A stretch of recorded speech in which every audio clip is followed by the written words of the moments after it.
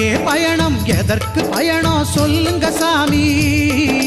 சபரிமலைக்கு புனித பயணம் போறோம் சாமி எங்கே பயணம் எதற்கு பயணம் சொல்லுங்க சாமி சபரிமலைக்கு புனித பயணம் போறோம் சாமி யாரை காண சொல்லுங்க சாமி